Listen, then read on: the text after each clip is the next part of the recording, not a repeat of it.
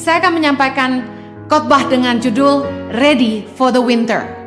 Di dalam Amsal 6 ayat yang ke-6, hai pemalas, pergilah kepada semut, perhatikanlah lakunya dan jadilah bijak. Ayat yang ke-7 berkata begini, biarpun tidak ada pemimpinnya, pengaturnya atau penguasanya. Ayat ke-8, ia menyediakan rotinya di musim panas dan mengumpulkan makanannya pada waktu panen. Firman Tuhan mengajar kita untuk kita belajar kepada semut, memperhatikan bagaimana semut berperilaku supaya kita menjadi bijak. Firman Tuhan mengajarkan kepada kita bahwa semut itu adalah makhluk yang sangat kecil tetapi pekerja keras, yang bekerja keras di musim panas dan mengumpulkan makanannya pada waktu panen. Segala sesuatu ada masanya. Hidup kita ada musimnya.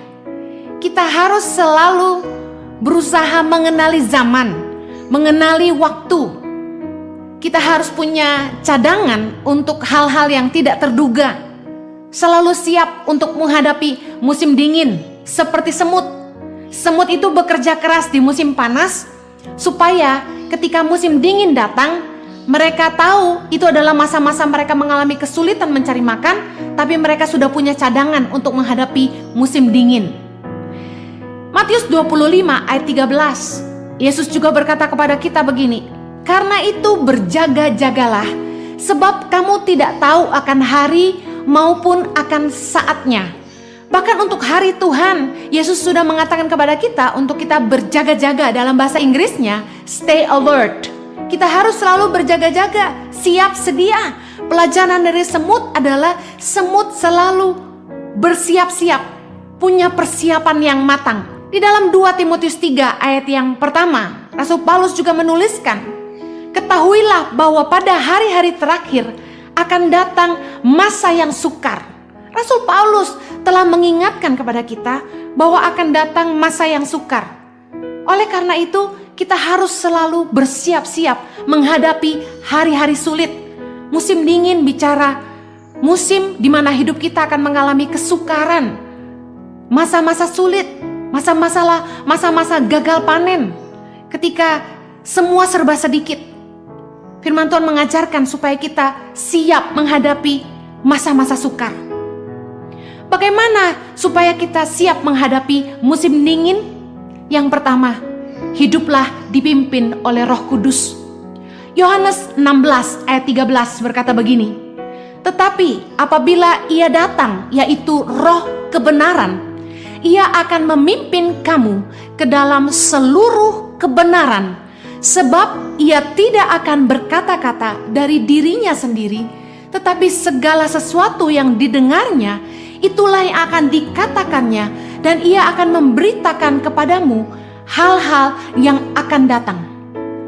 Kita tidak perlu pergi ke peramal, kita tidak perlu search di Facebook untuk apps-apps yang bisa menjelaskan apa yang akan terjadi di depan. Anda harus tahu yang pegang kendali untuk masa depan kita adalah Tuhan. Hiduplah dipimpin oleh Roh Kudus, yaitu Roh kebenaran yang Tuhan berikan. Roh Kudus dicurahkan ketika Yesus kembali ke sorga. Yesus menjanjikan Roh Kudus bagi kita, yang merupakan roh kebenaran yang akan menyampaikan kepada kita, memberitakan kepada kita hal-hal yang akan datang. Kita memang tidak tahu apa yang akan terjadi di masa depan, tapi kalau kita hidup dipimpin oleh Roh Kudus, Roh Tuhan akan memberitakan kepada kita hal-hal yang akan datang. Ada 2 tokoh di Alkitab yang hidupnya dipimpin Tuhan sebelum menghadapi masa sulit. Yang pertama, Nabi Nuh. Di zaman Nabi Nuh, Tuhan memerintahkan Nabi Nuh untuk membangun bahtera. Nabi Nuh belum pernah lihat banjir. Nabi Nuh belum pernah lihat banjir dan tidak pernah tahu perahu itu seperti apa, kapal seperti apa, bahtera itu seperti apa. Tapi bagaimana Nabi Nuh dipimpin oleh Roh Tuhan untuk bisa membangun sebuah bahtera dan menciptakan perahu besar yang bisa mengapung di atas banjir. Tapi karena ketaatan Nabi Nuh, meskipun dia diejek, diolok-olok. Bahkan dikatakan orang-orang mengatai Nabi Nuh gila. Tapi Nabi Nuh lebih percaya kepada Allah. Dan dia hidup dipimpin oleh roh Tuhan. Meskipun orang-orang berkata, tidak mungkin, kamu ngapain? Tapi Nabi Nuh tetap taat dan membangun bahtera. Yang kemudian kita tahu ceritanya menolong seluruh keluarganya dan bahkan segala jenis binatang yang ada di bumi ini.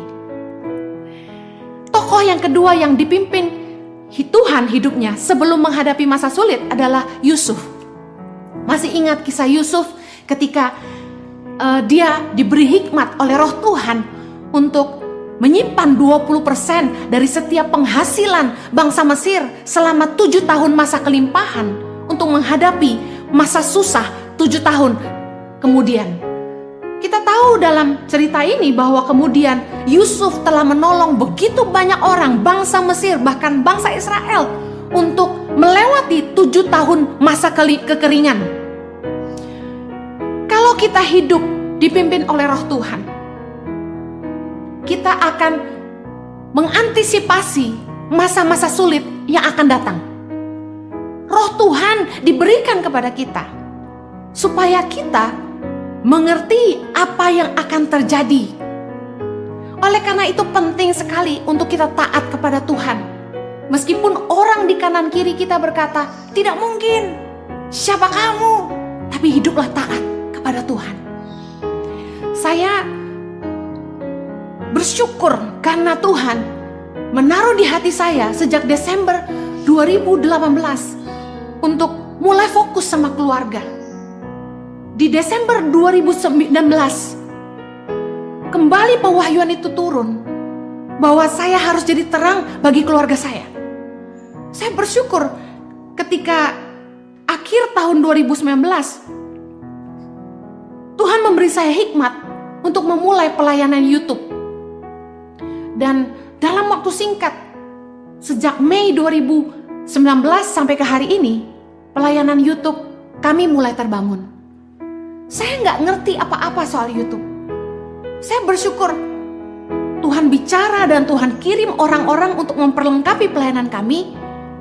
Saya tidak pernah tahu bahwa COVID-19 akan melanda dunia, kemudian gereja-gereja nggak bisa beribadah, dan kemudian undangan khotbah akan berhenti, yang dimana saya sudah pernah berkata berkali-kali dalam khotbah saya bahwa saya dan suami menafkahi keluarga kami dari mimbar gereja. Ketika undangan khotbah berhenti, kami bingung, tapi bersyukur roh Tuhan telah memimpin kami untuk membangun pelayanan online. Bahkan sebelum COVID-19 saya ingat saya sampaikan kepada teman-teman saya bahwa saya akan mengurangi jadwal khotbah karena saya akan fokus bangun pelayanan YouTube online ministry. Dan saya pernah katakan kepada suami saya, izinkan saya mulai 2021 saya udah gak khotbah keliling lagi, saya mau fokus sama keluarga. Saya gak tinggalkan pelayanan, saya akan tetap khotbah tapi online, yang mana saya percaya bahwa bisa akan menjangkau lebih banyak orang di seluruh dunia ini. Dan bahkan orang gak perlu susah-susah untuk ketemu saya, mereka bisa dengar firman lewat pelayanan YouTube kami. Saya bersyukur Tuhan menyelamatkan kami di masa sulit ini melalui channel YouTube, channel Instagram yang tiba-tiba saja Tuhan promosikan. Kita harus selalu peka dan hidup dipimpin oleh roh Tuhan. Meskipun kita tidak tahu apa yang akan datang, tapi kalau kita hidup dipimpin Tuhan, kita akan siap menghadapi masa-masa sukar. Poin yang kedua, bagaimana kita siap menghadapi musim dingin dalam hidup kita, masa-masa sulit. Yang kedua, kita harus bekerja keras di musim panas. Amsal 30 ayat 25, semut bangsa yang tidak kuat, tetapi yang menyediakan makanannya di musim panas. Dikatakan semut bangsa yang tidak kuat. Anda tahu semut sangat kecil, kita pencet saja sudah selesai hidupnya. Tetapi dikatakan menyediakan makanannya di musim panas. Kesiapan kita menghadapi masa sulit bukan soal besar atau kecilnya penghasilan kita, tapi dari seberapa rajin kita bekerja dan seberapa bijak kita mengelola. Bijak mengelola berkat Tuhan di masa kelimpahan. Musim panas, masa panen, bicara soal ketika Tuhan memberikan kesempatan untuk kita menuai. Kita harus menuai dan bekerja sungguh-sungguh. Kita nggak akan menuai kalau kita nggak kerja sungguh-sungguh. Mau penghasilan kita sebesar apapun, kalau kita nggak pandai mengelola, pasti akan habis juga. Bijaksanalah mengelola berkat Tuhan di masa kelimpahan. Dalam Amsal 31 ayat 25 dikatakan, pakaiannya adalah kekuatan dan kemuliaan. Ia tertawa tentang hari depan. Dalam bahasa Inggris di Amplified Bible ditulis dengan sangat baik, dikatakan begini, strength and dignity are her clothing, and her position is strong and secure. She rejoices over the future. Dikatakan, knowing that she and her family are in readiness for it. Masa depan itu bicara tentang ketidakpastian. Kita nggak pernah tahu apa yang akan ada di depan kita. We never know what the future holds. Tetapi dikatakan wanita yang cakap ini, pakaiannya adalah kekuatan kemuliaan. Dia tertawa tentang hari depan. She is so confident about her future. Dikatakan firman Tuhan dalam Amsal 31 ayat 25 di Amplified Bible, knowing that she and her family are in readiness for it. Dikatakan dia, wanita ini dan keluarganya siap untuk menghadapi masa depan. Amsal 31 ayat 15 dikatakan begini, ia bangun kalau masih malam, lalu menyediakan makanan untuk seisi rumahnya dan membagi-bagikan tugas kepada pelayan-pelayannya perempuan. Ia membeli sebuah ladang yang diingininya, dan dari hasil tangannya kebun anggur ditanaminya. Ia mengikat pinggangnya dengan kekuatan. Ia menguatkan lengannya. Ia tahu bahwa pendapatannya menguntungkan. Pada malam hari pelitanya tidak padam. Kenapa wanita ini dikatakan di Amsal 31 tadi di ayat yang ke-25, dia sangat percaya diri dengan masa depan, dia siap menghadapi masa depan? Jawabannya adalah ini. Di masa kelimpahan, dia bekerja keras, dia rajin, dia tidak malas. Ia bangun waktu masih malam. Bahkan dia membeli sebuah ladang yang diingininya. Dari hasil tangannya kebun anggur ditanami. Ternyata ketika suaminya mempercayakan berkat Tuhan kepadanya, dia tidak hanya simpan atau habiskan, tapi dia kelola.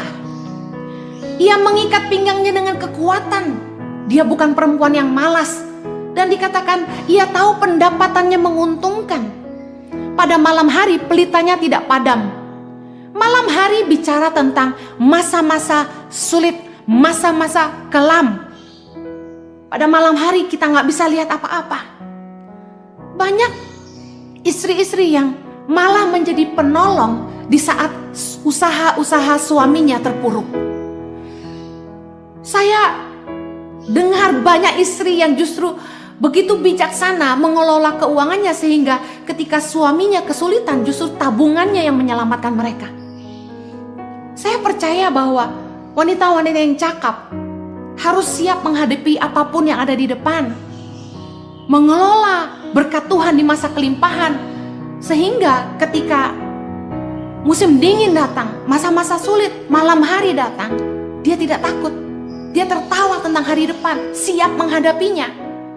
Oleh karena itu, pesan saya untuk para wanita, Anda harus belajar mendampingi suami dalam usahanya. Minimal mengerti sedikit, jangan sampai nggak tahu apa-apa. Karena kita tidak tahu apa yang akan terjadi di depan. Kalau ada apa-apa dengan suami kita, istri harus bisa meneruskan. Saya cerita sebuah kejadian. Ada seorang wanita yang suaminya punya usaha IT. Istrinya nggak tahu apa-apa tentang usaha suaminya. Dia hanya ibu rumah tangga yang mengurus anak-anak dan bekerja di rumah. Tidak tahu apa-apa sama sekali tentang usaha suaminya. Gak tahu proyek-proyek suaminya ada di mana saja. Dia tidak tahu sama sekali. Apa yang terjadi? Suatu hari sore, suaminya terkena serangan jantung. Apa yang terjadi kemudian? Setelah suaminya dipanggil Tuhan dengan begitu mendadak, istri ini sama sekali gak tahu apa-apa soal usaha suaminya. Dia gak tahu aset suaminya ada di mana aja, proyek-proyek suaminya ada di mana saja yang mungkin bisa ditagih uangnya. Dan akhirnya istri ini dan kedua anaknya sangat kesusahan. Mereka terpaksa menjual aset-aset yang istrinya tahu untuk bisa mensupport hidup mereka selanjutnya. Kita nggak pernah tahu apa yang terjadi di depan kita. Saya tahu beberapa suami tidak suka istrinya ikut campur dengan bisnis mereka. Tapi paling tidak, istri-istri harus bisa mengerti sedikit dan bisa mendampingin suami. Meskipun tidak banyak bicara, tapi ikut aja suami meeting kemana. Harus mau tahu suami kerja apa, dengarin suami cerita. Makanya kalau suami pulang kerja, jadilah teman pendengar yang baik. Yang ketiga, bagaimana kita siap menghadapi musim dingin? Kita belajar bahwa kita harus selalu punya cadangan. Kalau kita nggak tahu apa yang akan terjadi di depan kita, kita harus siap menghadapi musim dingin di mana semuanya serba sulit. Kita harus siap menghadapi malam hari, bicara masa-masa kelam. Kita harus selalu punya cadangan. Sebuah pelajaran dari Matius 25 ayat yang pertama. Pada waktu itu hal kerajaan sorga seumpama 10 gadis yang mengambil pelitanya dan pergi menyongsong mempelai laki-laki. 5 di antaranya bodoh dan 5 bijaksana. Gadis-gadis yang bodoh itu membawa pelitanya tetapi tidak membawa minyak. Sedangkan gadis-gadis yang bijaksana itu membawa pelitanya dan juga minyak dalam buli-buli mereka. Perhatikan keempat ayat ini, ada 2 kelompok gadis, yang satu disebut sebagai gadis-gadis bijaksana dan yang satu disebut sebagai gadis-gadis bodoh. Apa perbedaan di antara keduanya? Keduanya sama-sama bawa pelita. Bedanya adalah yang satu membawa cadangan minyak dan yang satu tidak. Kalau kita tidak mau jadi orang bodoh, kita harus selalu punya cadangan dalam hidup ini. Kita harus selalu siap untuk hal-hal yang tidak terduga. We have to be ready for the unexpected. Kita nggak tahu apa yang ada di depan, makanya kita selalu punya cadangan. Ketika kita diberkati Tuhan, di masa kelimpahan, bijaksanalah mengelola supaya kita punya cadangan, punya tabungan. Wanita yang bijak pandai mengelola apa yang dipercayakan oleh suaminya. Selama masih ada yang mencarikan, yang menerima jangan menghabiskan. Amsal 14 ayat yang pertama berkata begini. Perempuan yang bijak mendirikan rumahnya, tetapi yang bodoh meruntuhkannya dengan tangannya sendiri. Pesan saya bagi para wanita khususnya, mumpung suami Anda masih sehat dan bisa menghasilkan, istri yang bijak jangan hanyut dengan kemewahan. Siapa yang tahu umur manusia? Pandai-pandailah mengatur, mengelola, dan belajarlah kata cukup. Pastikan Anda selalu punya cadangan untuk hal-hal yang tidak terduga ke depan. Pandai-pandailah menginvestasikan uang yang dipercayakan oleh suami. Juga bagi para pria-pria. Mumpung Anda masih sehat, mumpung Anda masih kuat, bekerjalah dengan sungguh-sungguh. Rajinlah bekerja. Jangan hanya menghambur-hamburkan uang. Sebagai seorang suami, kepala rumah tangga, Anda punya tanggung jawab sebagai imam. Jadi telontoh, tidak hanya dalam kerohanian, tapi juga dalam kehidupan. Jadi Bapa. Bapa itu berasal dari kata Aba yang artinya sumber. Pastikan selama Anda masih sehat dan punya kesempatan, Anda bekerja keras untuk menafkahi keluargamu. Bukannya santai-santai ongkang-ongkang kaki dan menggantungkan hidup dari keluarga besar atau dari istrimu.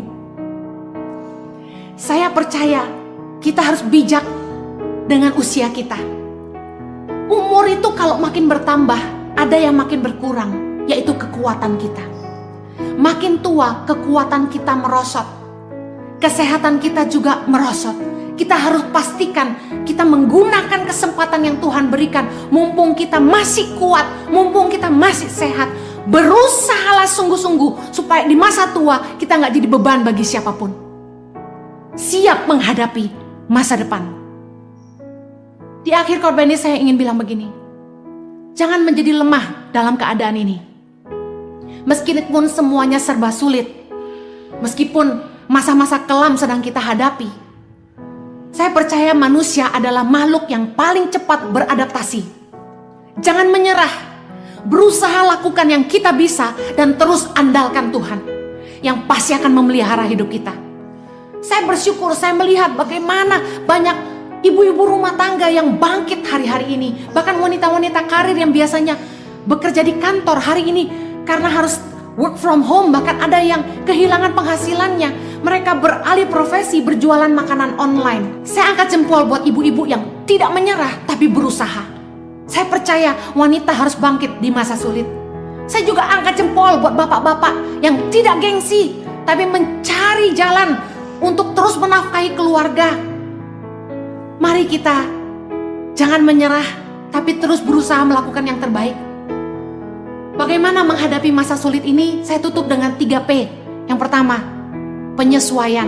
Kita harus mulai menyesuaikan gaya hidup, level hidup kita, standar hidup kita. Kita harus mulai menyesuaikan dengan keadaan keuangan kita. Mungkin dulu kita hidup bermewah-mewah, mari hari ini belajar kata cukup. Kita harus mulai menyesuaikan cara kerja. Kalau dulu kita bisa pergi kemana-mana, traveling kemana-mana, dan hari ini kalau kita harus work from home, Anda harus ubah attitude Anda dalam bekerja. Harus bisa efektif bekerja dari rumah. Beradaptasilah. Yang kedua, P yang kedua, bagaimana kita menghadapi masa sulit? Kita harus mulai perbaiki kembali dalam penataan, pengelolaan hidup kita. Mulai tata kembali budgeting, manajemen perusahaan, pengelolaan keuangan rumah tangga. Mari tata kembali semuanya. Pakai masa-masa yang sulit ini untuk kembali menata ulang hidup kita, menata cara kerja, menata manajemen perusahaan. Mulai pangkas yang tidak perlu. P yang terakhir adalah perencanaan ke depan. Ke depan mungkin keadaan tidak akan sama seperti sebelum COVID-19. Harus ada cara-cara dan standar yang baru. Mulai rencanakan dari sekarang. Saya mulai bilang sama Jojo, apa yang kita lakukan nanti kalau COVID-19 sudah selesai. Kita mulai rencanakan dari hari ini. Apa yang kami mau akan kerjakan ke depan. Karena saya percaya semuanya gak akan pernah sama lagi. Tapi jangan takut. Serahkan hidup kita kepada Tuhan. Do your best and let God do the rest. 1 Petrus 5 ayat yang ke-7 berkata, serahkanlah segala kekhawatiranmu kepadanya, sebab Ia yang memelihara kamu. Saya berdoa supaya Anda tidak patah semangat, tapi Tuhan terus menolong hidupmu, mencukupi segala kebutuhanmu, dan menyertai engkau dan seisi rumahmu dengan kasih karunia-Nya yang melimpah di dalam nama Yesus. Amin.